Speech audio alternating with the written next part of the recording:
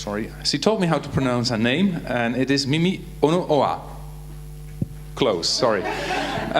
Was an exhibiting artist in the exhibition of the Impakt Festival 2017 with her work, The Library of Missing Data Sets. Today she will talk about a number of pieces, including that work, but also pathways and some more recent pieces around the concept of algorithmic violence. She will, of course, tell more about that later, but first let me introduce to you Jaal Schulp of the Fiber Festival.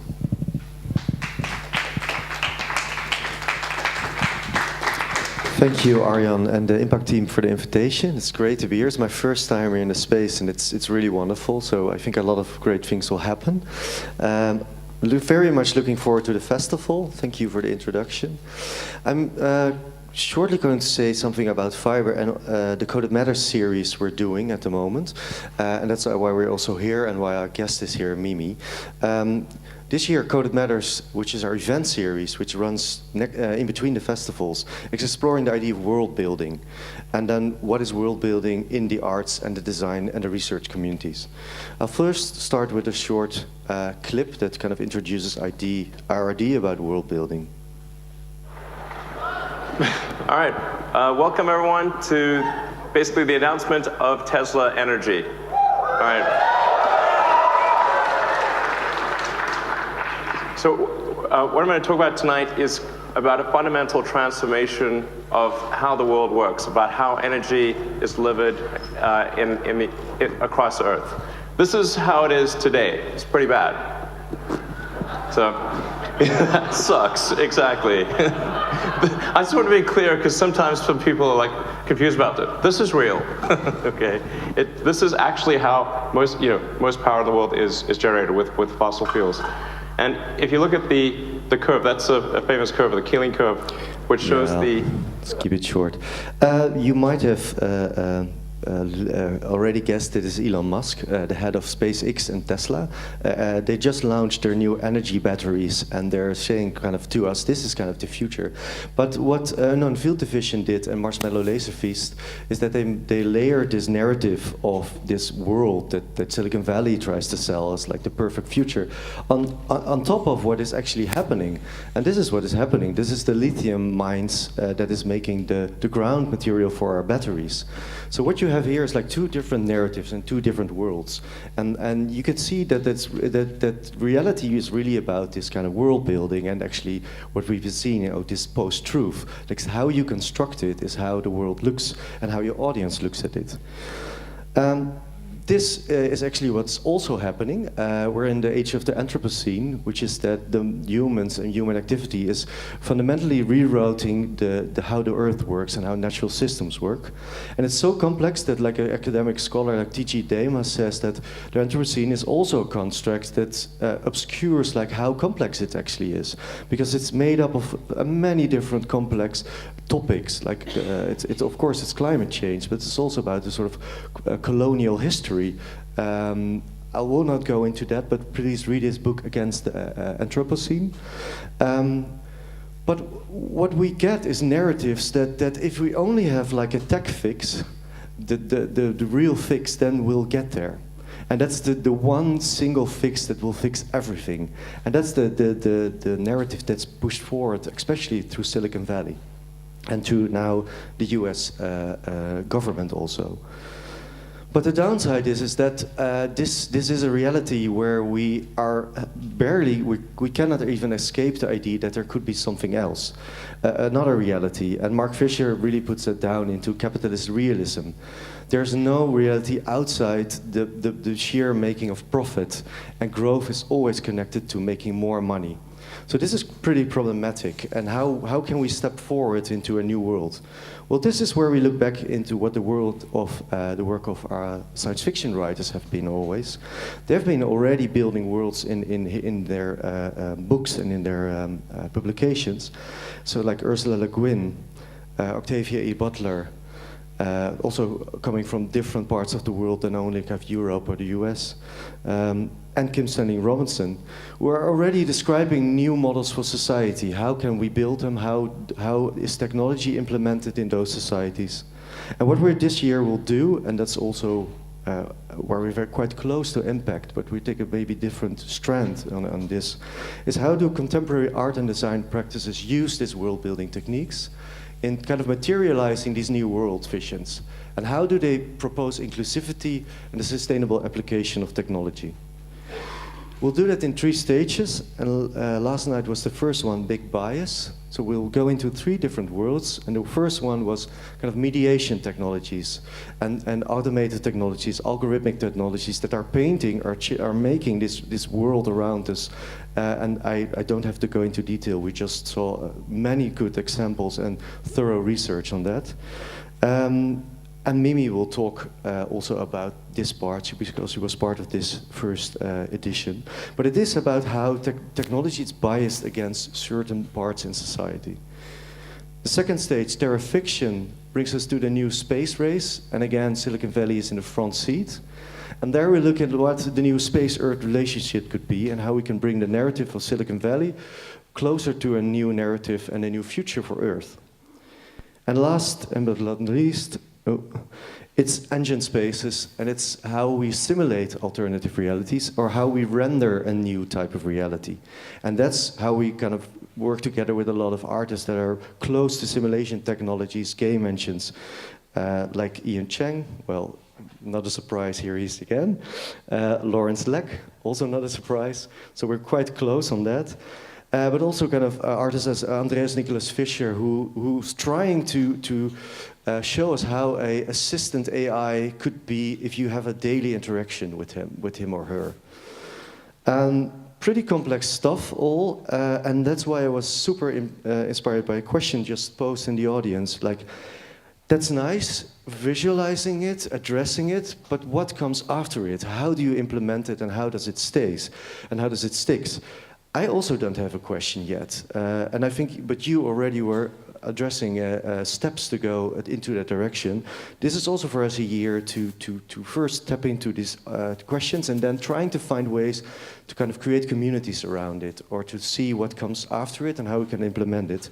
And I think a very interesting book on that is Face Value, which looks also at what the value is of art and design practices now. So I leave you with this.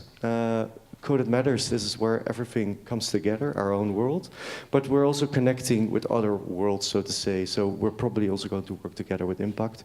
Maybe a bit, we're looking ahead into the future, but let's see. I'm pretty interested about the program, and with this I leave you, and I won't introduce Mimi, because that's what Arjan's going to do. Thank you. Thanks a lot, Jaro, for your introduction to the very intriguing projects that we've got coming up by Fiber. Yeah, just a very brief introduction of Mimi Onuoha. She's an artist, Brooklyn-based, working in fields of gender diversity and diversity and how that relates to technology. Today's presentation is a collaboration with Utrecht University. So after her presentation, there will be a Q&A again, and Michiel de Lange from Utrecht University will join me on that. Please now welcome on stage Mimi Onuoha.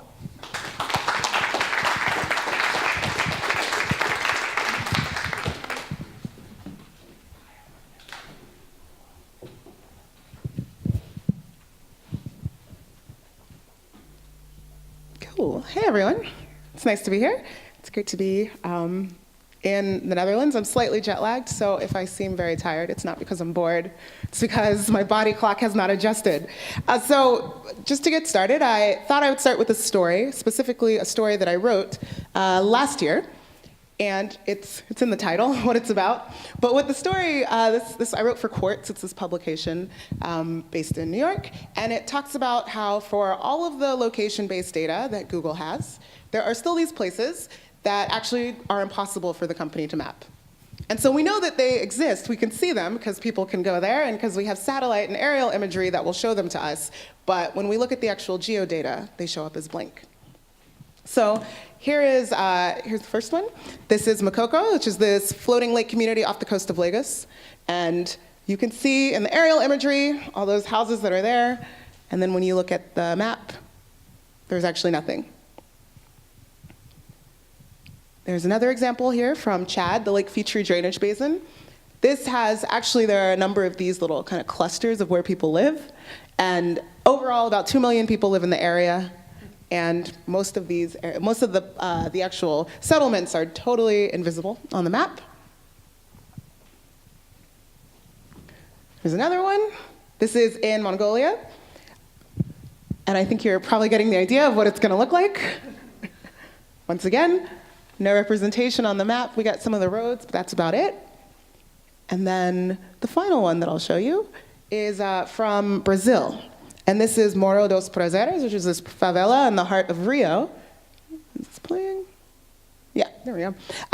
And once again, you can see, you get some of the places, some of the houses, but otherwise, they're not really mapped in the same way that other areas are. So, the question is, what is happening here? What are we actually seeing? I would say that this isn't really, it seems on the surface like it's a story about Google, but it's actually not. This isn't about Google trying to erase people or make places invisible. I think it's really easy to fall into, especially for artists, to get into this like Silicon Valley critique immediately. And in this moment, that's not the most interesting take, I would say. Because actually, in fact, Google has tried to map a lot of different areas and has done work specifically in Brazil to try to map the favelas. For this example, even still, only about 2% of the favelas in Rio are mapped. And if you go to OpenStreetMap, which is the open source alternative to Google, or to just the open source alternative for mapping, you'll see that it's pretty much the same story with all of these places. None of them are really represented. So what's happening here is that all of these spaces, there's this tension. There's something about the way that they actually are that resists the ways that we collect data about the world. So those spaces refuse to fall into that same pattern, the way that we actually categorize and get this sort of geodata about the world. And so when we look at these, we're witnessing this tension of sorts. This moment where we're looking at a space that by its nature is illegible to our systems of data collection. And we're seeing that odd result, and in a way, we are seeing an implication of a machine-readable world. And this is what I do. This is really what all my work is about, is these strange spaces where you start to see the fissures and the tensions of this world that we live in, which needs to be more machine-readable, and where we as people, when I say machine-readable, I mean the need for things to fit this form of data. And increasingly, we see the need for even people to fit that form of data, so that we have to be more machine-readable as well, and everything needs to be transformed into a data object. And so academically, we know that this is happening because we all have thought and kind of seen examples about this, and we just heard about this really nicely from the curators. But when we look at spaces like these, I think it forces us to acknowledge it in a different way, and acknowledge it in a way that gets us to start thinking about the strange effects. And so, for example, this story, the reason I showed this example last, the Brazil one, is because my whole interrogation into these spaces began with this, talking to this guy, Ronaldo Lemos, and what he found was that when Pokemon Go first came out, people in the favelas couldn't play. And the reason they couldn't play is because the data that Niantic uses, which is the company that makes Pokemon Go, the data they use for the map came from Google. And so if you're not represented in Google's maps, then you're not going to be represented in any kind of software that's based on it. And so they couldn't play Pokemon Go. And that seems like a very, very trivial example, but you can see that you can trace all of these things that start to happen back to kind of this original tension there. And so that is really what I'm interested in looking at. So my name is Mimi. I am an artist. I've gone by other titles in different parts of my life. I'm pretty agnostic to any of those. I claim artist because of the latitude that it gives and because a lot of my work lives in art spaces. But in fact, I use code and I'm a writer as well. So I'm a programmer, I'm a writer, I'm an educator, I teach, just finished teaching at NYU, researcher. I've just done a lot of other things. And I create objects that live in different spaces. But the thing that they all have in common is that they all are about this idea of poking into the implications of our very quantified society, or at least our more quantified society than we have seen in the past, and looking at what's involved in that and what does that do for us.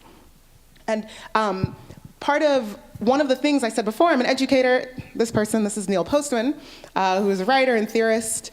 And whenever I teach, well, some of my classes, I get my students to read this piece that he wrote, which is 5 things we need to know about technological change. I believe that's what it's called. And one of the things that I like from that piece is the third one. The third thing he says we need to know, which is this. He says, embedded in every technology, there's a powerful idea. And what Postman says is that this idea that's embedded in technology is so powerful that it's actually fundamental. And it's so fundamental that we take it for granted. And so he gives some examples. He talks about how in an oral culture, so a culture where things are mostly spoken and stories are mostly told, what becomes prioritized is memory. And so the ability to remember lots of things becomes a thing that is extremely important, but that won't really get spoken about. But it's absolutely built into the culture. So if you move a little further, cultures that are built upon writing, this idea of structure and logical organization becomes extremely important and becomes fundamental. So then the question, of course, is in a world like the one that we have now, where we are rarely ever offline, and where our computers have spread from our desks to our pockets, to our clothing, to our household objects, to everything around us, what's the thing that's baked into that? What is the thing that's prioritized? And I would say the answer, of course, is data. It becomes important for everything to take the form of data. But what I think becomes easy to forget, or at least what I have encountered in work that I've done, particularly in very technical spaces, is that this data doesn't just appear. So all this data we're talking about when we're talking about machine learning and artificial intelligence and so on, all of these things, the data for that doesn't just appear. It doesn't just come out of nowhere. In fact, it has to be collected and it has to be created. And what's implicit in that act of data collection are a ton of different ideas, and they're so fundamental, and they're so powerful, and they're so significant that they're actually taken for granted, and they're wrapped into it. And so for a long time, I've done work that tries to poke at that process and tries to make those ideas kind of clear. So here is a really kind of small example. I'll start small, and then I'm going to work my way up to bigger ones. This is a really small one. This is a project I did in 2015. It's called Pulse. And what I did for this project was that I hooked myself up to a heartbeat sensor and hooked that up to a microcontroller and a receiver, and then wrote some code and basically created a system so that I could wear this heartbeat, the pulse sensor, and then I could, in real time, project my heartbeat on the wall around me so that people who were interacting with me could actually see how my pulse would change as we were conversing. So I did this at this event where about 300 people were, and there are like other art things happening. I'm like on the other side. This was meant to be, I was like, this is site specific, there will be no documentation, we will not save anything, it's a statement, I don't know what of at the time. But so there aren't as many photos, but I'm like on the other side of this. And so when people interacted with me, they could actually see, like in a huge screen, probably about the size of this, they could see my pulse. And the whole point of this was to be, what does it mean to push people into this weird, strange, like intimate relationship with me, where I'm giving them this very personal data about myself, but also they don't really know what it means. And that was the key point to me, is that it meant nothing, and so therefore it could mean anything. And the sensor was it was very, very sensitive. So I would actually, you could totally, it would change in these conversations, and you could see that changing. But this idea that I was trying to get at with this piece was, why do we fetishize having the data when in fact that data doesn't say anything about the context of what it means and what it represents? But somehow you seeing that and seeing that pulse was enough. That was really what I was trying to push out with that piece. But mostly, a lot more of my works really started from the place of looking specifically at the process of data collection and in peeling back the layers of what that means and what it represents.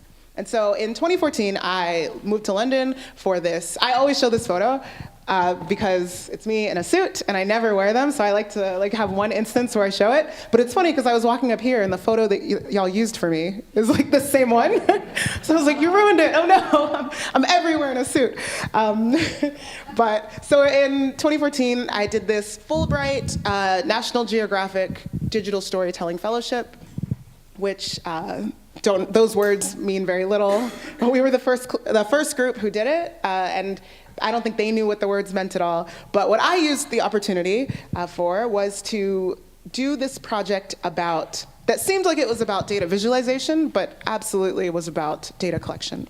So what I did was I went to London, and I worked with various groups of people. At the end of the day, I focused on 4, and they were a group of coworkers, a group of roommates, a group of a family, and then 2 people in a long-distance relationship, so a couple. And so I worked with these 4 different groups, and for the length of a month, I collected their data. And I collected their geolocation data, and then I took that geolocation data and I made these maps. This is a still image on the actual National Geographic website, which is where it lived. They were animated, and so you can see where everybody was moving at the same time. And so each person is represented by a different color, where they are is represented by a dot, and then you can like animate it, and then you can scroll and see a particular day and see exactly where they are at that time. So I used geolocation data. I collected that so that I could create these maps. But I also collected metadata. So this is from the long distance couple. And you can see, when I say metadata, I mean not the content of their messages with each other, but specifically when they were messaging each other, and who was sending it, and at what time, and what platform were they using. So you can see there were 2. There was one person in the UK, one in the US. The US person had more to say, I suppose. And then you can also see what platforms they use. And there's 1 week in the middle where there's nothing, and that's because they're together. So I collected this data, but here's another one.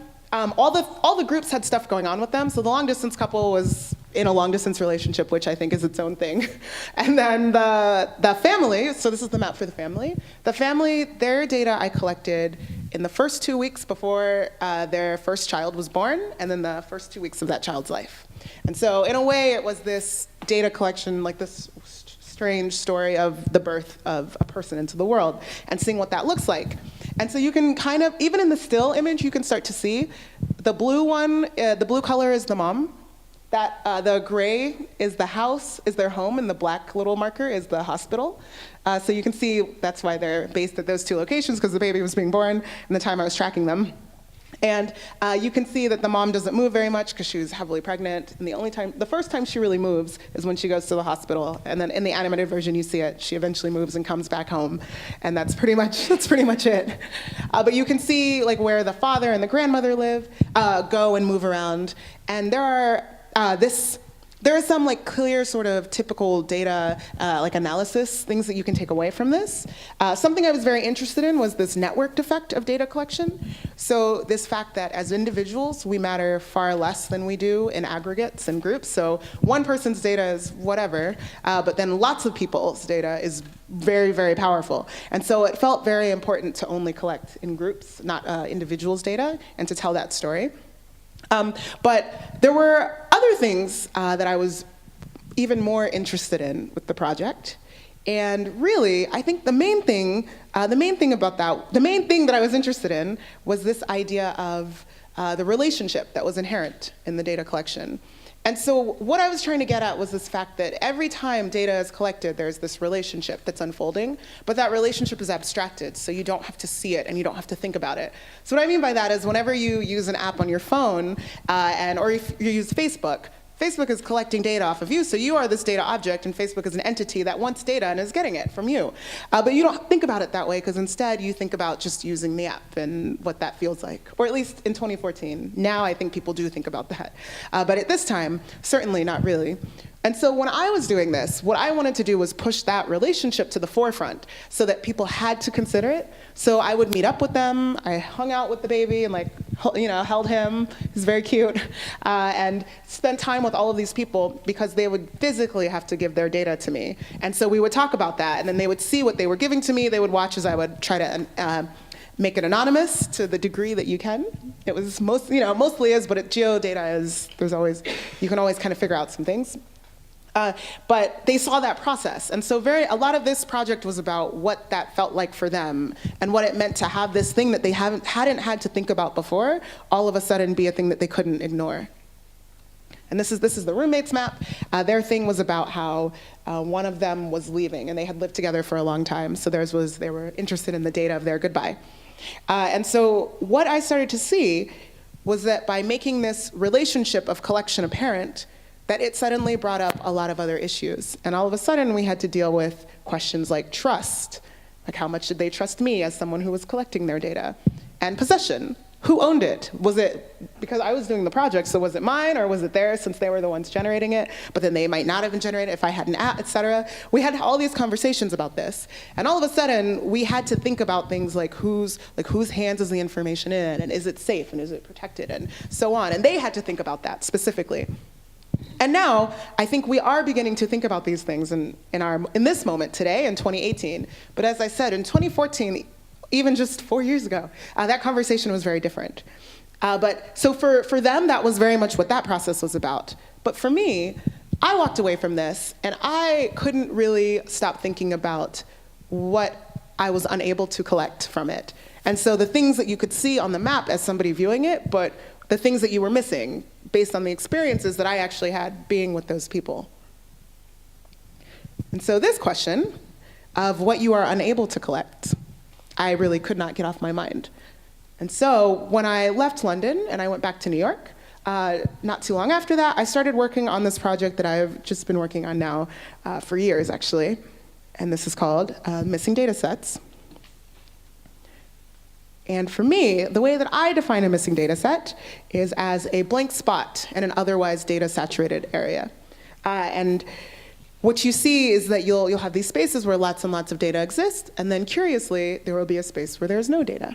And so the project, the way that I started on it was that I was interested in those spaces and in identifying those spaces. And I've written about this, I put it on GitHub. If you don't know, GitHub is a website for sharing code. I use it a lot in my practice for not sharing code, but for sharing thoughts, ideas, things in progress, classes, so on. And so I like to put things on GitHub because on GitHub there's this mechanism for pulling and pushing code, so you can take somebody's code and change it and then try to give it back to them and have them work with it. And so I like to do that for these sorts of projects because I like to have people be able to weigh in on things and respond, and then I can kind of take that in. But so the first thing I started to do was to make these lists of missing data sets.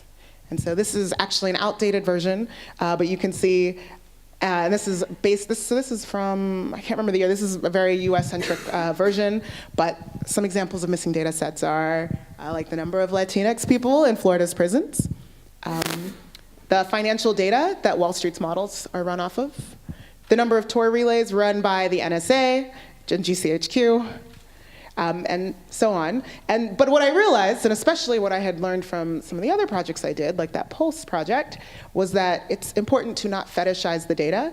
And so what's more important than the missing data sets is the pattern behind it and the reasons why things are missing. And in a way, this is what the project is about. It's about tracing patterns of absence in these socio-technical systems. And so here are, these are the reasons why things are missing. There are really 4 reasons. This is what I found in the research. And the first one is a mismatch between those who have resources and those who have incentives when it comes to a data set. And so the thing that got me started on this project, the data set I kept thinking about was civilians killed by the police. This was what really got me started when I was first thinking of missing data sets. And this fits exactly into this reason, which is that those who have the resources to collect this data very easily, which is like legal enforcement agencies, because they are the ones closest to that data set, they very much lack the incentive to collect it, because what will it do for them to have that?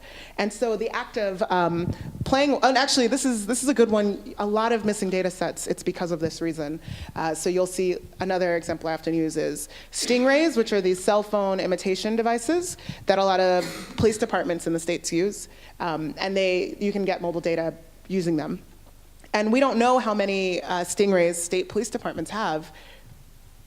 We might want to know, but we don't have the resources to be able to get that information. And so it's this missing data set, and they have no incentive to share it. But also, if you go back to the Pulse project, I also had no incentive in that project to let people know why I was feeling the way I was, which is just to say that these reasons, like, they scale. You know, they work for all sorts of different things.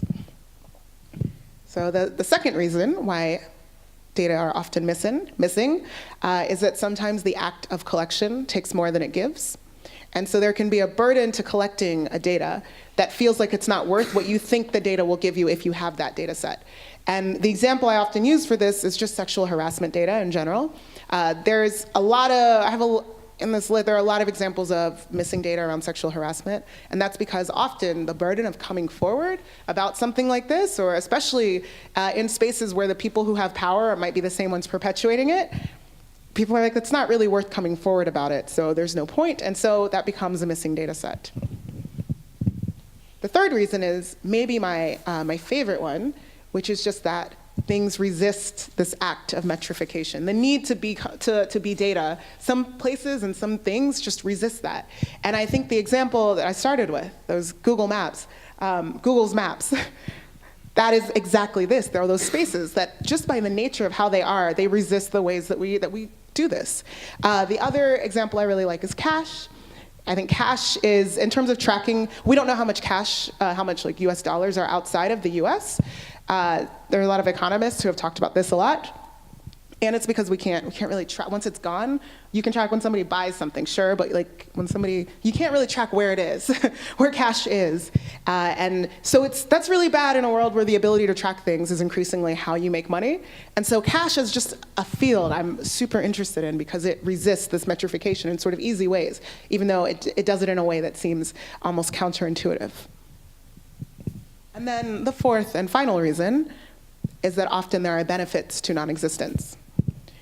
And you could argue that this reason, every missing data set, it kind of benefits someone for it not to exist. You could argue that that counts for everything. But what I mean specifically is that there are moments where people who don't have power in situations, so people who are situationally disadvantaged, will say, actually, we do not want this data to exist because it will protect us if we don't have it.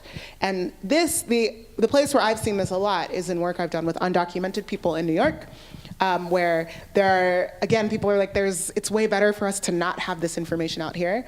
Another example kind of related to this is in a lot of cities, sanctuary cities, they call them. Actually, we don't know what all the sanctuary cities are. That's another missing data set.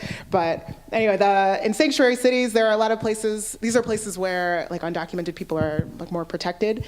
There are some city ID cards that exist, and often they're meant to give undocumented people some kind of identification. And in places like San Francisco and New Haven, they will destroy the data as soon as they get it from people so that data is missing. So in case anybody ever comes and asks for the information of undocumented people, they can say, we just don't have it. So that's a case where there's a benefit to not having the data.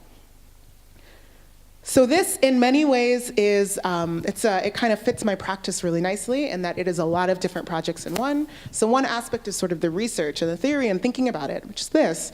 But there's also this aspect of working with people. So this is the Asian American Performing Arts Council, or the leadership team of that group. And this is a group of actors or performers who live in New York. They're all Asian American. And a few years ago, they had the sense that there were not as many roles available for them as were for some of their counterparts in Broadway or in the theater world, particularly in New York. And Broadway is kind of interesting because it's not like the workplace where it's like how you hire people. It's that roles are designed for physical, like your like the physicality, what you look like, your race will matter for a role. So this is roles that you can even get as an Asian American performer. And so they felt like there weren't as many roles for them. And so they went and they told people in the theater business, they were like, listen, we don't think we're getting the same ability, or we don't have as much equity when it comes to getting these roles. And nobody believed them, and everybody was like, you have no proof of this, so you can't even say that. So they were like, okay, let's get proof. And so they started trying to collect the data. And towards the end of their process, they did this for years, towards the end I came and joined them, and so I helped them kind of give them this framework of missing data sets, and then help them collect the data and analyze it, and then wrote this story, again for courts, about it. And in the story, we go really in depth in the process, and there's a lot more in the piece. It's really interesting and quite long. And there are a lot of different graphics, but there's really one that I think sums up everything really well. So this is the race and ethnicity of actors on Broadway's stage for the 2014 to 15 season. Asian Americans are the light blue color. So you can see that indeed they were very underrepresented compared to some of the other groups. And in fact, this is a really unusual season because there is one show where there are a lot of Asian Americans, and it's The King and I, which is a show that takes place in modern day Thailand and has white main characters. So this proved exactly what they were saying. they got the data. It was missing before, they collected it, we worked together, and then they were able to have this huge council. It was large, like a bunch of people from the theater world came together, and they brought a lot of the producers and people in charge of shows and showed them all the data, and we talked about it. And they say that things have gotten better now. So that's a pretty easy example in the sense that it feels very tidy, like something was missing, now it's not, things are great. But that is not really usually the case. And what I like about this project is that it has room for more tensions. So this is the other outlet. This is the more artistic outlet. This is the piece that I talked about earlier. This is called the Library of Missing Data Sets. And this is an art piece. And what it is actually, it's pretty simple. It's like a filing cabinet. And in this cabinet are folders. And each folder is labeled with the name of a missing data set. And as it moves to different places, I change the data sets in it so that it's more relevant to the area that it's in. And what's nice about this is that, again, you start to see in seeing all the different data sets and how different they are, the pattern that's behind this, like I said, this pattern of absence, just begins to emerge naturally.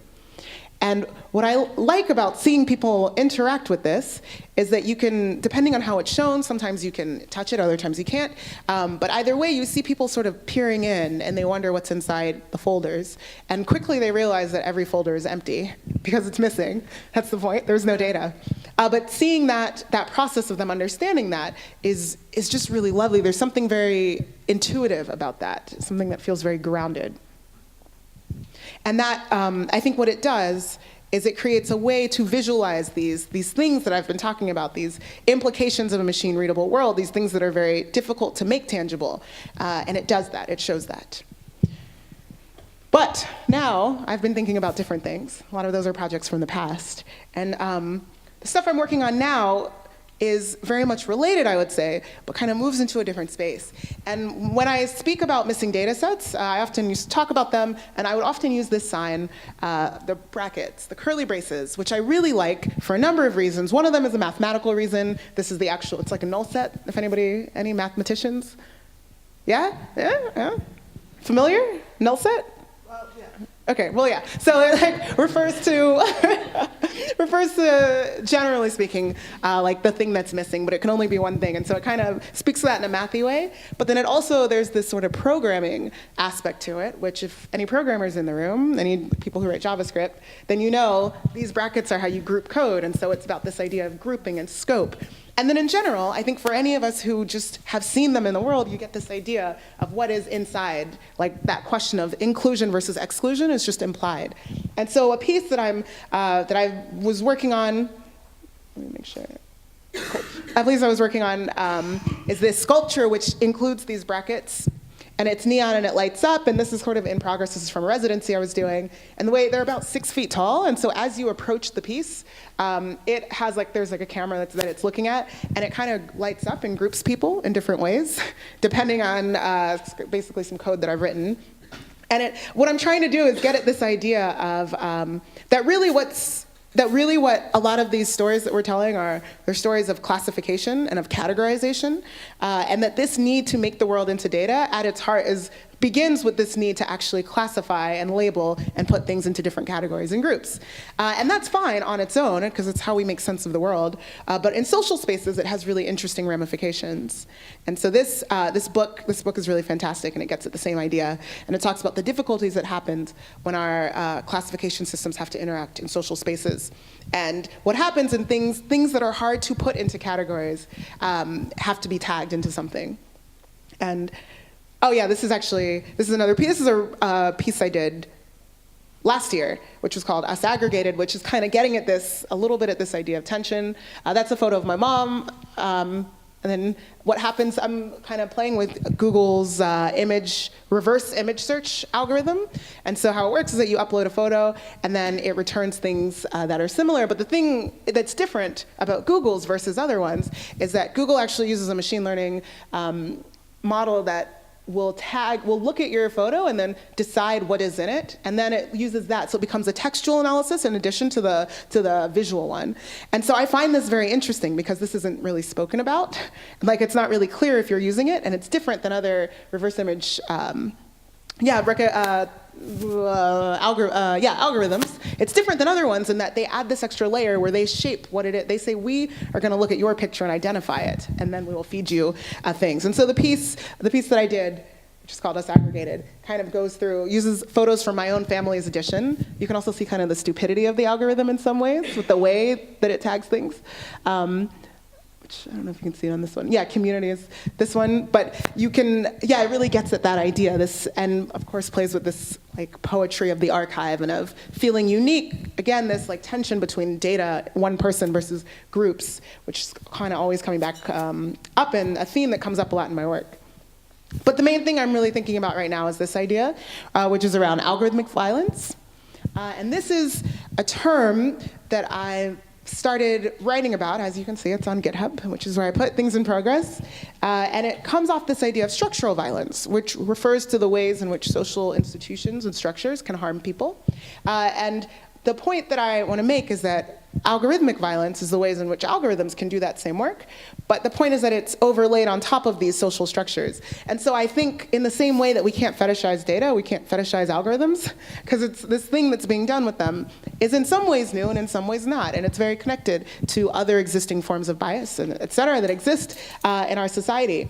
And so a lot of the work that I'm doing now is on expanding this and kind of creating a suite of pieces, of art pieces, that get at what this algorithmic violence looks like. And the point that it's kind of a trick in a way, in that all of the pieces that I am working on, none of them really refer explicitly to algorithms at all.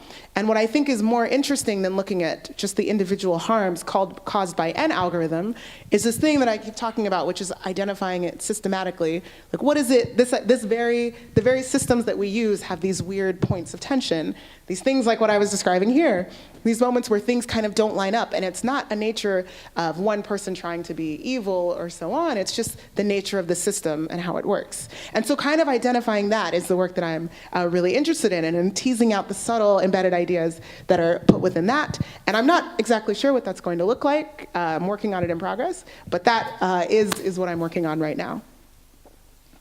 Thank you.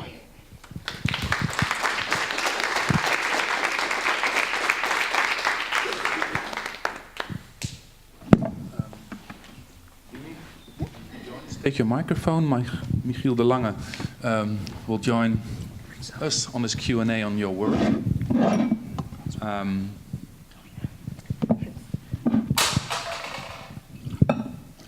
Again, as with the with the previous Q&A, please raise your hand. Raise your hand if you have any questions. We're happy to take them.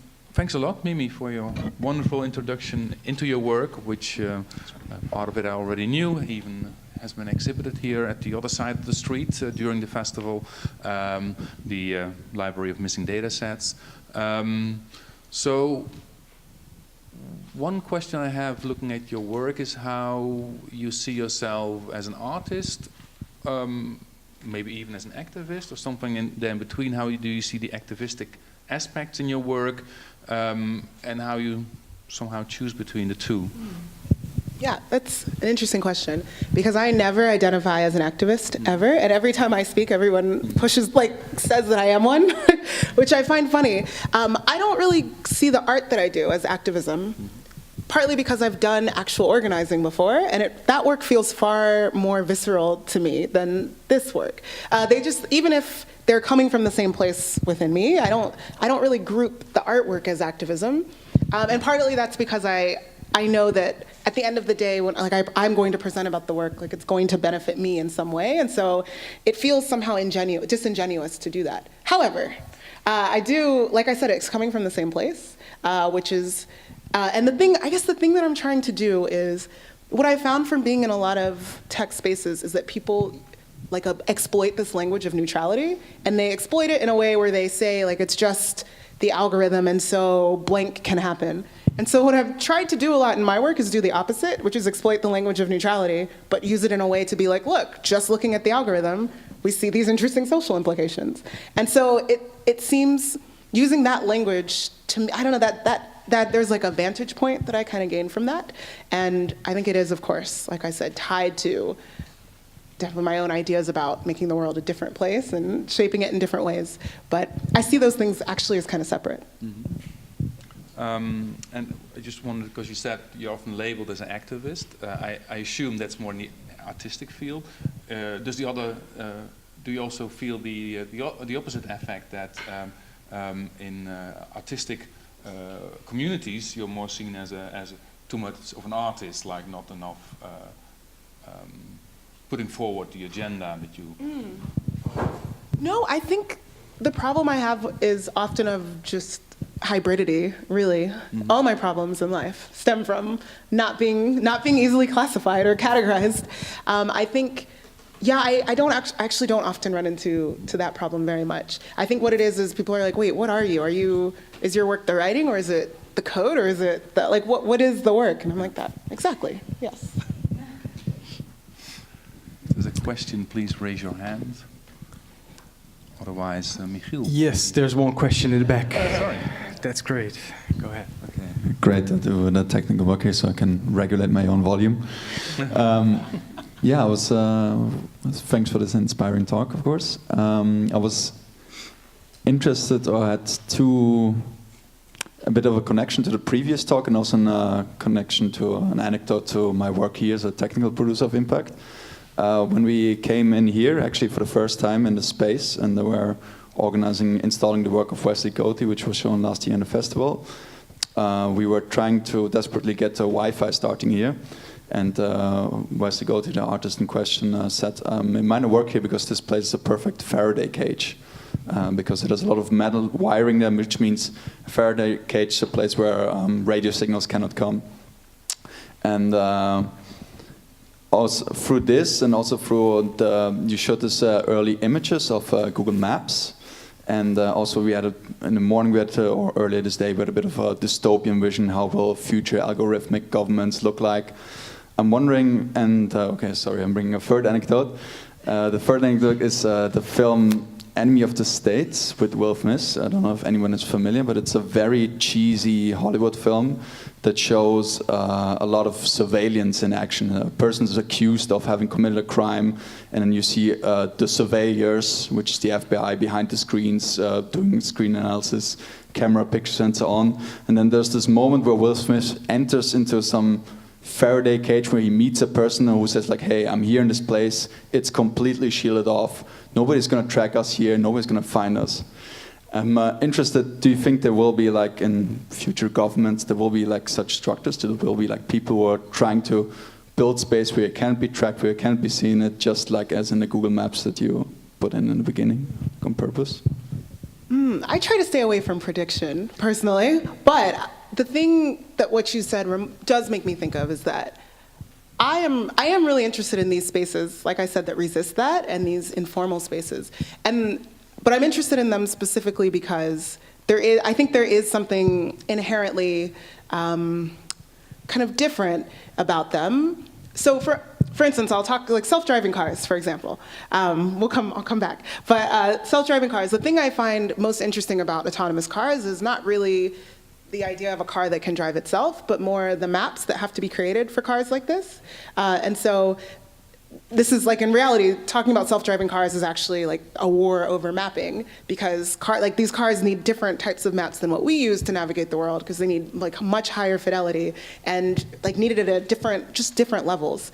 And so like what you see now in that space is all of these examples of companies that are trying to deal with the problem of areas that cars can't, like the areas they can't map for the cars, and what are they going to do with those areas? And if you like this is, I think, fascinating. If you pay attention to the like fight in Silicon Valley and all of these different groups, what they're trying to the solutions they're trying to come up with for areas where they're like, what do we do? Like the favelas are great examples. Self-driving cars, we don't have the maps, like the normal maps. How are we going to create these ones? And those spaces, I just think, whether they're like the Faraday cage is kind of like very intentionally built for this reason, but the places that I'm interested in are the ones that lack that intentionality in their construction, but force us to deal with that problem. So that's like, I don't know if that counts as an answer, but that is sort of what I think. How I understand Mort's question, it also connects to one of the reasons that you were giving about missing data and the undocumented people in New York, that they purposely want to stay under the radar, so to say, as part of the staying out of a certain system. And that's how I understood Morit's question, but you agree with that connection there? Yep. There's another question by my colleague, Koen Leurs, in the audience. Hi, thanks very much for this presentation. I was just wondering about two things actually. One is when you described your Pathways project and you mentioned how 4 years ago this was possible and now perhaps it would be much more difficult because people have maybe become more aware. Would you still think it's possible to do a project like this, and what kind of obstacles do you think you should be tackling or can tackle? And second, I was intrigued by this idea of patterns of absence and then in relation to social justice, but also possibly furthering social injustices. I was just thinking when you mentioned this case of undocumented people wanted to stay below the radar and how this kind of also applies here in the context of Europe. When you look at, for example, at the Mediterranean, there's been a big initiative of data activists collecting data about people drowning at sea. This started in 2010, 2011, because before that there were no central registrations of people trying to come into Europe.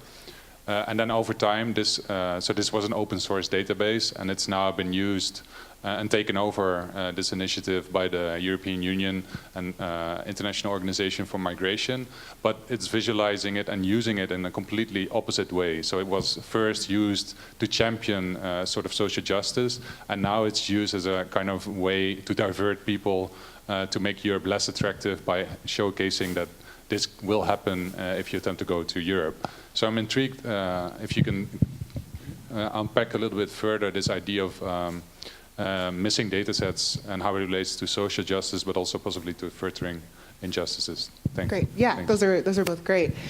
For the first one, I would say not that it would be more difficult to do that project now, but in fact, I think it would be easier, but less interesting. So in the sense, when I was doing it then, actually, in a wider way, this kind of speaks to what you, as an artist working with emerging technology, what do you do when the technology changes? But then also, what do you do when people's ideas and approaches to it change? Which is sort of what's happened in the time since that piece. Which is when I was doing it, it felt kind of like it was interesting and new, and they hadn't really thought about that in that way. And today, I think I could easily do that piece, and people would be like, yeah, definitely, I know. You know, like the whole time they would just be with me, which is less exciting in a way, because it's like, oh, we're not really changing how people are thinking or pushing at something. They kind of agree. So it's less exciting in a project way, but in a life way, much better, because it means that the tension I am finding in my work right now is that the stuff I had been trying to do in the past was making those implications of machine-readable society clear, and now they kind of are clear. Like people, with all the examples, even the examples we heard earlier today, people get that. Like that isn't the issue anymore. So that's fantastic. Also, fantastic for life. For my work, it means, okay, well, gotta move on, you know, it's time to do something else. But it's definitely, like, there's something very, I think, rich in there in thinking about that. So that's the first one. As for the second question, also really interesting. So something, I didn't talk about it, but I wrote this piece a couple years ago, and it's called, I can't remember, it's called something like 5 Thoughts on, I don't know what it's called. I'm confusing mine with Neil Postman's. Points of collection or something like that. It's on, if you search Data Society Points Collection in my name, you'll always, things will come up. But one of the things I talk about in the piece is how once you collect something, the reasons for its collection end up not being nearly as important as the actual data set. So this is what I mean about us fetishizing the data set, but then everything else not being that important. And so this example you gave, I think, is such a good example of that. That sometimes we rush to collect something because we're like, oh, we can use it for this great purpose. But we forget is that once it's collected, it can be used for any purpose. By anyone. And it doesn't matter why, even if you had the best of intentions when you were collecting it, it's gonna go on and just do whatever work it's going to do in the world. And so with that in mind, I think I'm always when it comes to collection, I think like we should really start, this is why I was so interested in that moment of data collection, is because it's a moment that we never really interrogate, but it is the thing that sets everything else in play. And so it's a moment that we should be thinking more deeply about. Why are we collecting this thing? who is collecting it? How long is the data going to live? What's going to happen to it? Because at the end of the day, none of those things will matter. I think this is also a trend in my work, is that you see the rationale for actions disappearing, but then the product remains. And then you're like, well, now we just have this. What do we do with that? Can I ask a question in between, and then I go to you? What strikes me in much of the discussion is the underlying concern: how can we humans relate to data and algorithms? And so basically, also the question that you raised in your presentation earlier. So I'm really interested in your take on, let's say, a more specific sub-question of it. What can art do? What can art say about the role of algorithms in society? And then I couldn't help but notice that you seem to sometimes take a rather sort of almost subdued aesthetics rather than the very spectacular, bizarre, weird, uncanny type of aesthetics that we've seen in some of the art projects that you as the curator showed, which kind of sort of confirm this idea of data as and algorithms as a ungraspable entity that creates these spectacular images. And you seem to create a very minimalist kind of aesthetics at times. So can you also reflect on, is that a conscious choice? Yeah, very intentional. Very. I'm really, for two reasons. One is, first off, I'm very interested in what it means to create like a sense of, I always say like intuition when it comes to these topics, and that I feel like so many conversations about algorithms and AI and data, whatever, they feel like they're just up here, like abstract, and I just want them to feel grounded. And I want people to feel grounded when they look at my work or think about them or see anything I've written or shown, as I want them to not feel like it's going over their head. I want them to be like, oh, I'm in this, like I'm part of this, and you just can't, like a filing cabinet. You can't, there's nothing about that goes, we all get that, that's grounded. There's that, and then I also, like I said, a big theme, or just a thing I constantly think of is how ideas are packaged into other things, and how we get confused by the shiny thing, and then we miss the other part. And I think that the other thing I didn't talk about this, but another topic I'm fascinated by are just forms, like bureaucratic forms, and the data of the form. And I think that boring things are so, things that seem like they're boring actually tend to be the most interesting, because you just don't care about it, you dismiss it, because you're drawn to the flashy. And that's how, with data, it's the same thing. Because you don't consider the thing that seems very boring and obvious, you miss, that's where all the richness is. So a lot of my work is like, okay, I'm gonna focus on this point, because I bet if we look at this point, it will provide the rationale for all of those whatever things that other people are doing. But you just have to dig deep enough in that. Then it's a way of actually making it resonate and connecting it to everyday experiences of people. Yeah, exactly. Instead of, indeed, how you're saying, shooting over their heads with the extremely spectacular. Yeah, because I think it is actually, all of these things, the spectacular is what's interesting. I mean, it's what's eye-catching, but actually there are these just very banal kind of lived realities that we have with these technologies, and we just don't consider them at all. But I'm biased, but I find them really, really interesting, because I'm like, wow, there's so much here.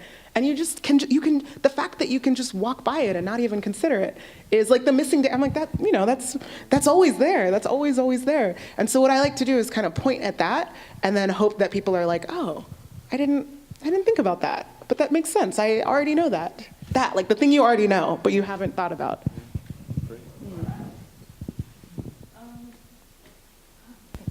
Hi, thanks a lot for your talk. It resonated very much. I just wanted to ask you if you wanted to entertain a thought around online search machines and catalogs, and kind of categorization processes that take place online when you are trying to be a user and try to use these kind of machines that are based on certain kind of data. Because I'm kind of interested in the hidden hierarchies of knowledge that come, especially in kind of library search machines. So I wonder if you could say something about that? Yeah, I kind of have two thoughts for you, a little bit. One is half a thought, and the other one is more fleshed out. The half thought is just that I'm glad you said libraries, because I do think libraries and archives hold a lot of answers to these questions, or like that idea of what do you include in the archive and who gets to choose what goes in it and what gets saved and how that will just become reified. I think that is so central to a lot of the same things we're talking about.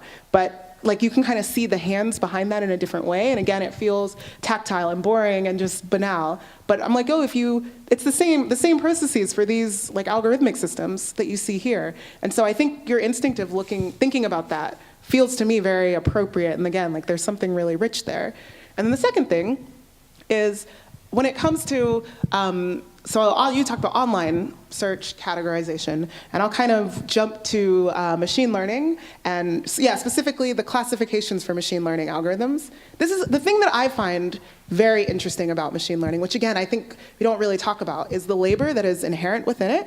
And so for a lot of these like neural nets, there is this categorization that people do, like people have to go through. Exactly. Oh, CAPTCHAs, but then like even more so, like for all those images with the bounding boxes, somebody has drawn those, you know, and that just, again, these are the things that get erased from the process because we're so interested in all these other topics.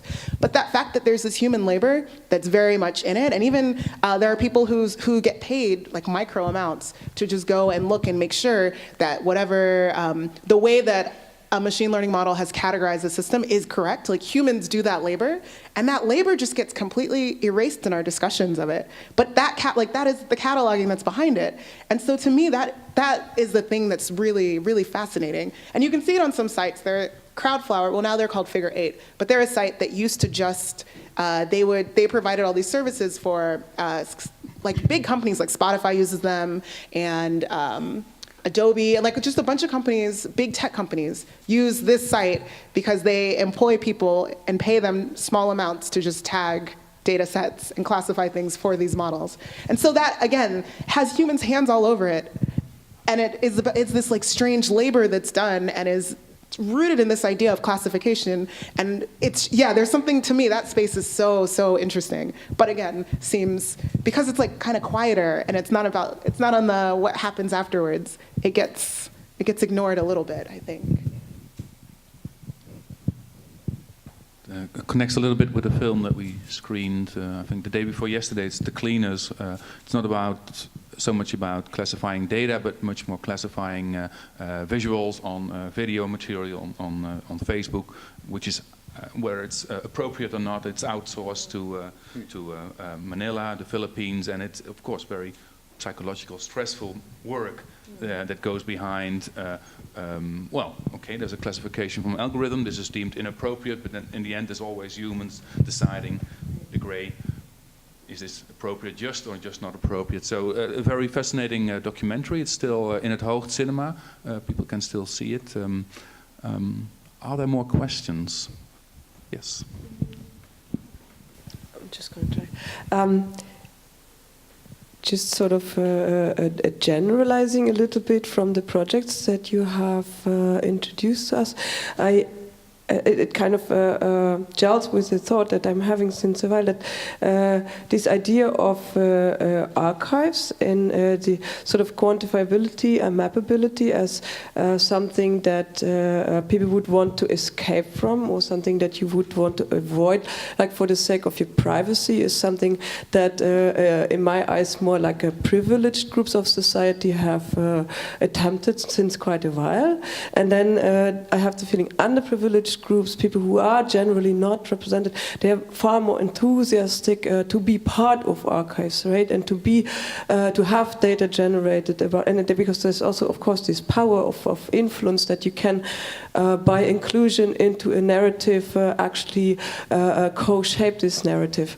And I have the feeling in the arts there's these two different streams. Like one recommends the exclusion and like how to blur your face from the camera recognition, and how to kind of avoid things. And then there's another stream which kind of makes open source projects for documenting things. Like it almost it seems very difficult. And what makes me very happy is that indeed I would not call your work activist at all, because you're not suggesting like one or the other, and also maybe this apart from the project that involves the Broadway actors, that's maybe the one that comes closest to sort of wanting to meddle with like real life politics. But can you say anything more universal? What you think? What kind of role artists can play in this strange? Like how we're often asked to make like recommendations, like how to tackle such processes. Yeah. Okay, I kind of have two thoughts for you. I always seem to have. The first one is, the thing. I really like that tension that you're describing, and the like, what do we like put it, representation and hiding, obfuscation, so on. The way that I like to think about that is that there are some groups, traditionally, again, I like the groups that tend to have less power in various situations. They tend to be underrepresented but over-surveilled, and then groups that have more power are under-surveilled but over-represented. And so then sometimes you get this weird moment where groups are like, we want more representation, and then that becomes conflated with more surveillance. Or they're like, actually, we don't want to be surveilled, but we still want to have representation and have power. And I feel like we don't seem to have very well the language for dealing with both of those, to connect the representation a group has with how much, like the data that they can have power over with that versus the data that is collected on them. How do you like figure that out? That's the question. And I don't know, that doesn't seem like we have an answer to that, but it is, I think, such an important tension to point out. So I think you just illustrated it really nicely. And then the second one about what artists can do is really interesting, because I think artists are doing quite a lot around this. I don't know, I get kind of stuck. It's really hard. I have seen, there are a lot of artist activists who do like claim that and absolutely do work that's more in that space. And I think artists have been really good at starting a bunch of conversations in these spaces, and artists are always just so, especially new media artists, they're so good at being critical of like things that are going on already and pointing, but like identifying it really nicely. What's hard is that when we talk about like these current realities, there's this strange, like the companies, even like machine learning, anybody can, if you want, like it's not that hard now to learn how to create your own like neural net, you know, like anybody can kind of do that, but doing that is not the same as being a tech company that has the power, like the money to employ the top people with those skills and to like have work with huge amounts of data and the computational processing power to be able to make sense of all of it, and then the ability to roll out those models in a way where it's going to be on a huge segment of the population. So there's just this mismatch in power and resources, you know, and that's the thing that makes it hard to deal with, is that I don't know, that's a thing that I think will be a collective action. All of us have to come together and deal with that. Artists, I don't know if we'll be the only ones like doing that, because there's a question of just resources. But I do think artists have been really good at showing alternatives, and like this idea of, it's like what you asked about earlier, these like different ways of doing things. Artists are really nice at doing the work, which I think is hard work, of showing like we could do this differently. Here's an example. And they might not lay out the groundwork for how, but that is like enough to get people thinking like, oh, okay, I didn't even think that we could consider that. And so I think that work is so important, that work of the imagination. I think that's what Toni Morrison calls it. And that I think artists in this space have been really, really, really good at.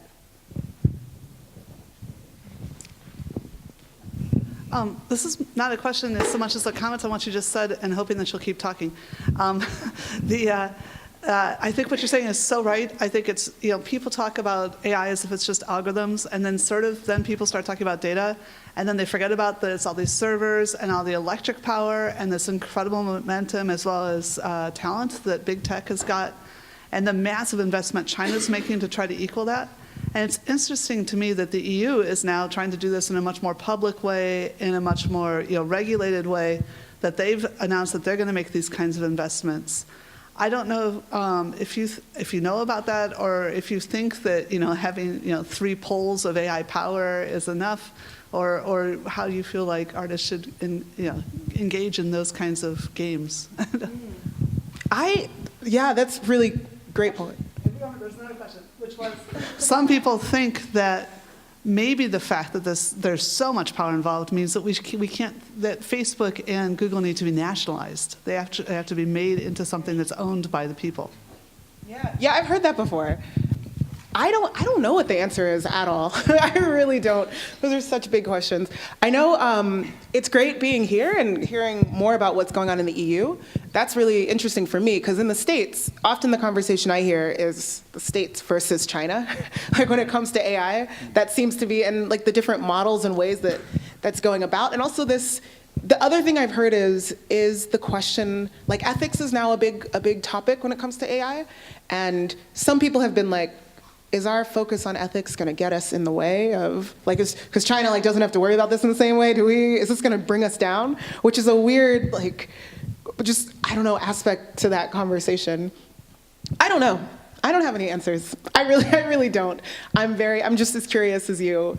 And I know that the thing that I have been doing in the more like educational part of my life is have been working on this thing that's called the People's Guide to AI, and we're like releasing it this summer. I've been working with this fantastic organizer and tech activist, and that comes from this place of wanting to demystify all of these things and at least like even explain what is an algorithm, and like situate all that stuff so that people can know at least the terms, and then hopefully our hope is that can allow people to feel like they should participate in the conversations. But honestly, I don't know. We'll see. I think it's a very interesting point to keep talking about, also in relation to what you said earlier, Yasmina. I think when the question was asked, what can we do about it? You were talking about, for example, well, basically we have to increase people's literacy. And people have to be aware, kind of a data literacy, people have to be aware of the power of and the omnipresence of data and algorithms in our lives, and maybe art can help to show it to them. But it also presupposes, and I think it was actually what you were saying, that politics is always running behind and always reacting to a state of affairs, whereas what you're suggesting is basically politics taking a hold themselves of these new resources that are data and algorithms, and in a sense trying to instill them with more public values rather than just corporate or monetary or, I don't know, private values, you could say. So I think this is a really interesting tension that we've stumbled across. Is that something you could say something about? Yeah, well, I think... No? Not two thoughts about it? No? Anyone else? Questions, remarks? I would like to respond to the question about, you suggested, Joanna, that should we nationalize maybe these big tech companies, but isn't there an alternative which would have the same effect?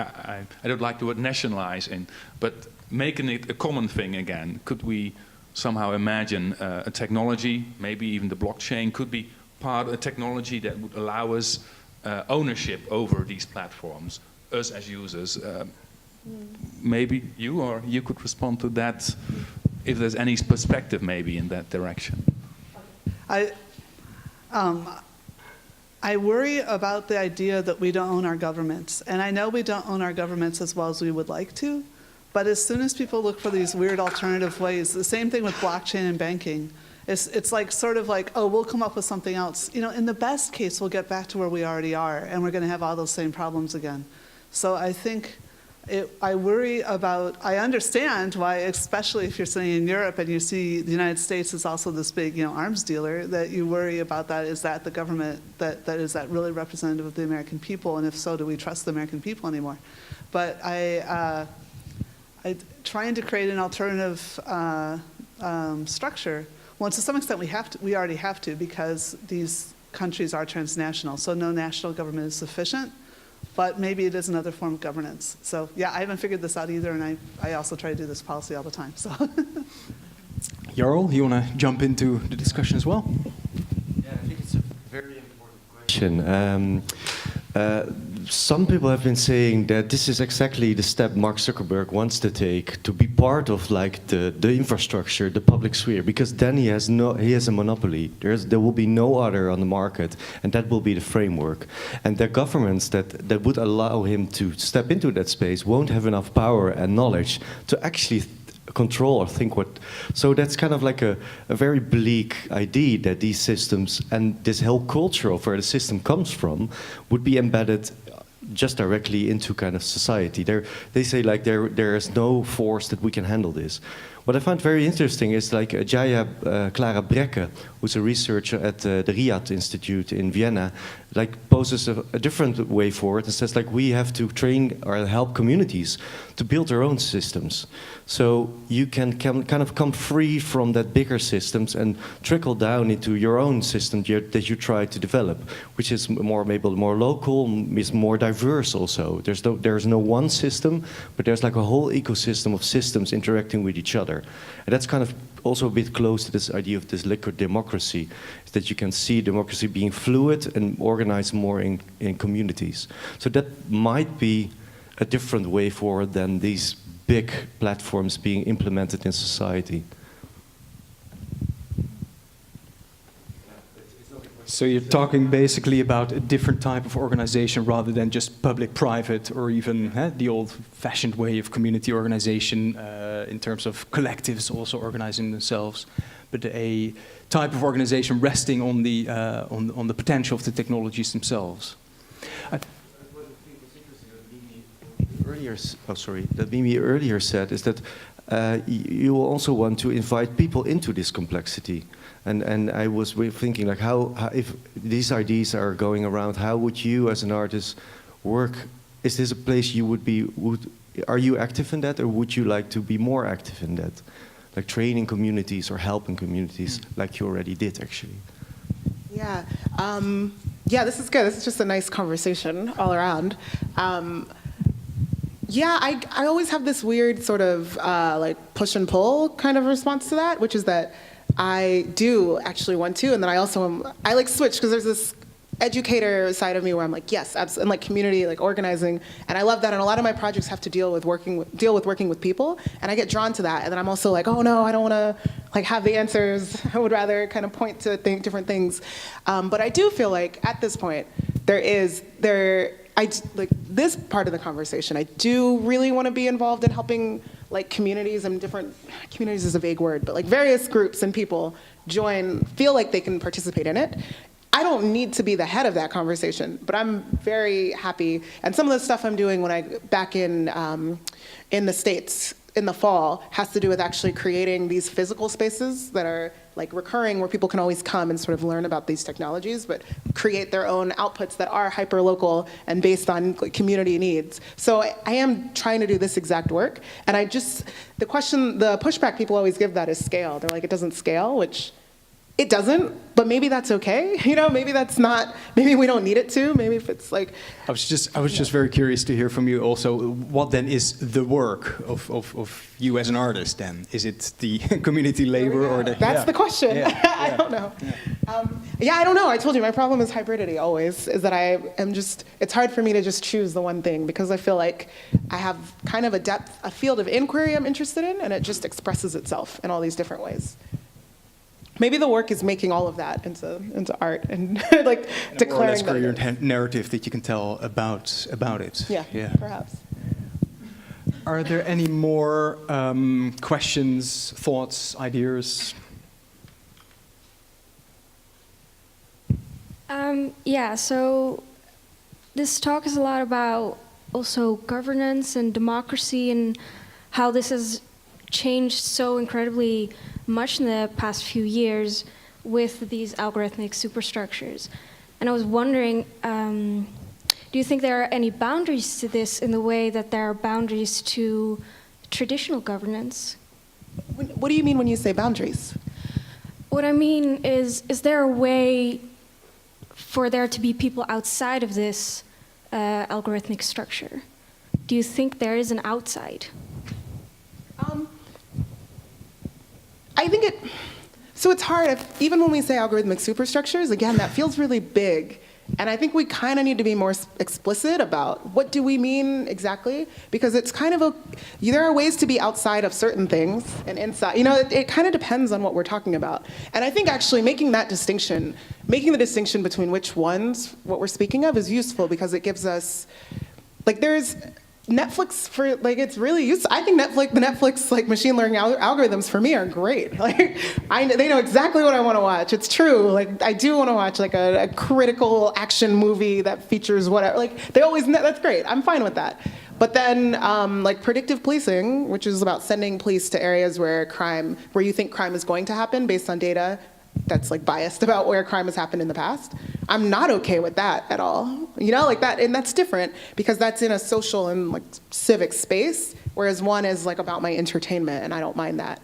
And so being outside of the question of what it means to be outside of it is different depending on what we're talking about and who has power and who's controlling it. And I think that's just very important. So to answer you, yes and no, but it depends. And we might need to be really specific about it. Don't you think that the social and civic space and the entertainment space, you picture them as two very separate things? Yeah. There is no clear separation then between where you think it's okay and where you don't think it's No, I think there can be separations between where I think it's okay and where I think it's not, even though I don't think those spaces are necessarily separated. So I think there are applications of AI that I love and think are really, really good. And we don't, you know, you were saying this before, like optimistic things we don't talk about very much. But I wrote this thing on this group that was using, so in Mexico, there are lots of people who have like disappeared due to sort of drug-related violence. And there are a bunch of groups came together and wrote this model to figure out where those mass graves are likely to be found. And I think that's a fantastic application. There's some great stuff about prosthetics and putting AI in prosthetics for people who are missing limbs. And that I'm like, that's great. There's a lot of really great stuff that's being done. And I think we do have to be able to separate that and say, like, that is okay. What's weird, and this is why I'm so interested in categorization, what's weird is when you have to put it into a social space and then come up with proxy data that tells you whether someone's a criminal or dangerous or likely to commit a crime again or likely to qualify for insurance or all of those things. That's when I think it becomes weird. But the technology on its own is just like it's just like math in a way, and so some of it is fine and can be limited.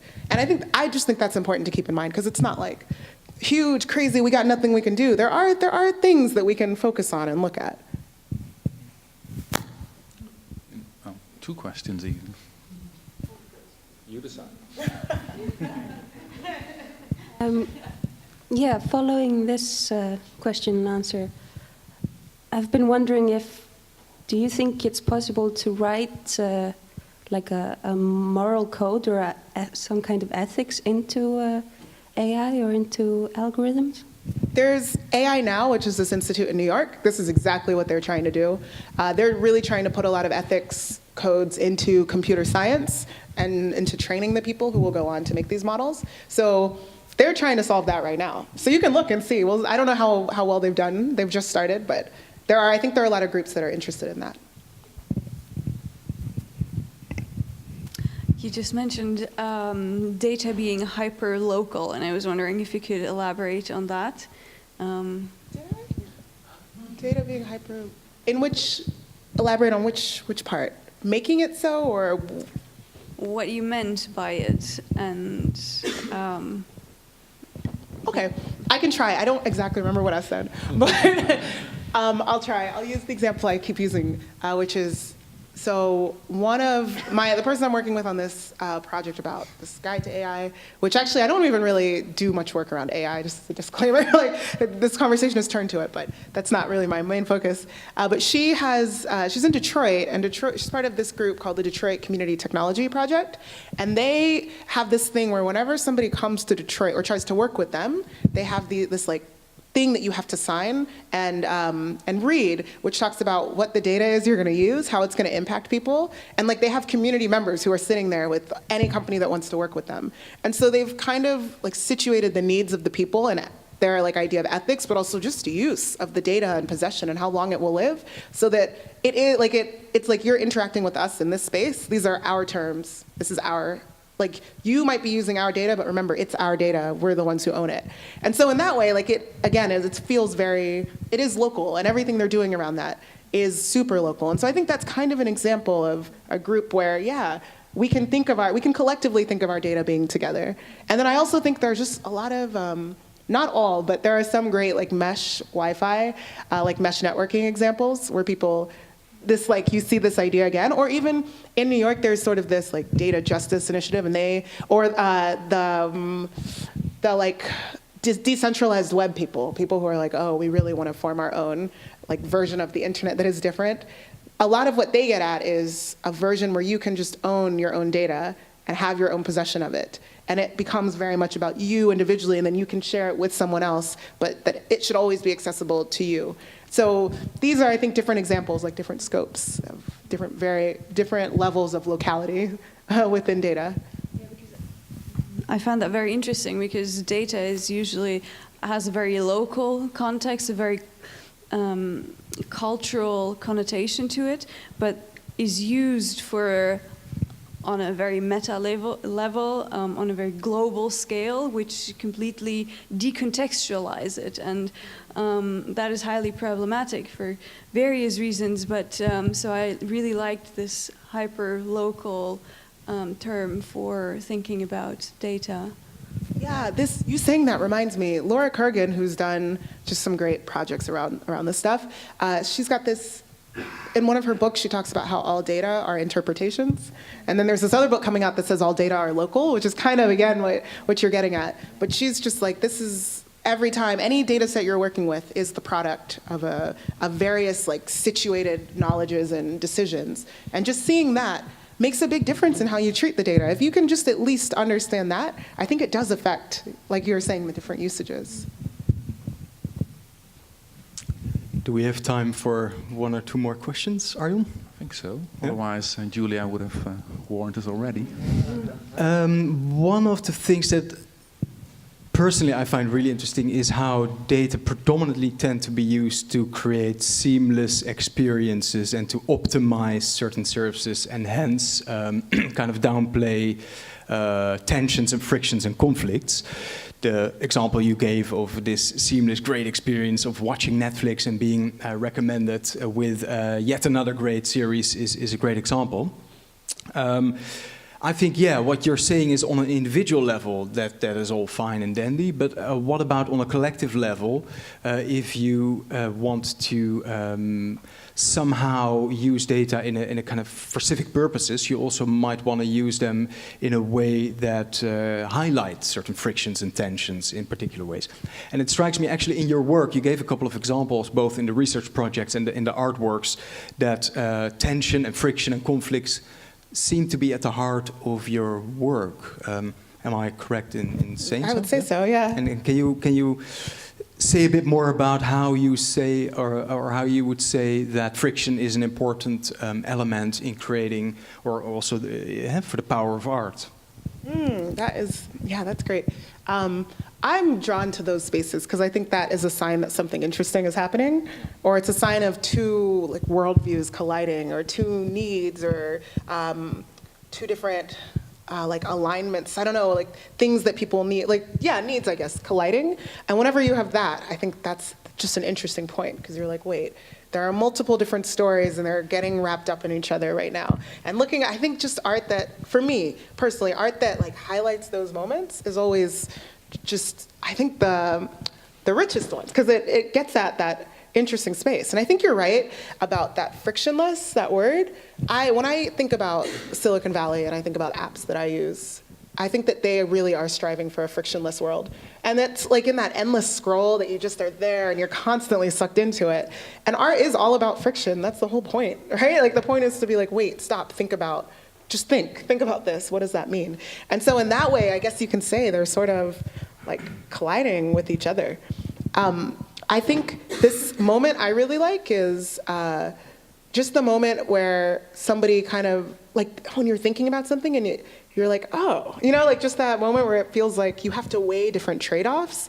When things aren't simple anymore and when you can see the complexity, I like that moment a lot. And I like kind of dressing it up as if it's not a big deal, but I think that that's the moment I'm... What you showed about also this missing data archive that people were actually looking for. So is there something? No, there isn't. Oh, damn. So that's a moment where people start to realize, that's what it's about. I mean, exactly, those moments. And, yeah, great.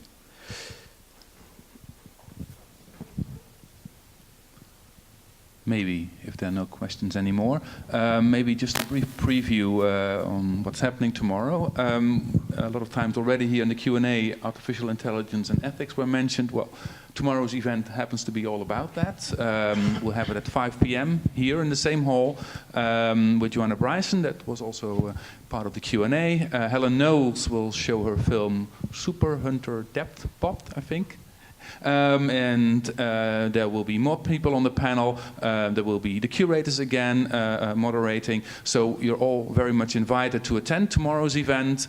There's a whole series of post-truth cinema that we're doing together with Het Hoog. The flyer is out there at the box office. But for now, I would very much like to thank Mimi Onuoha and Michiel de Lange for joining us here on stage, and you for attending.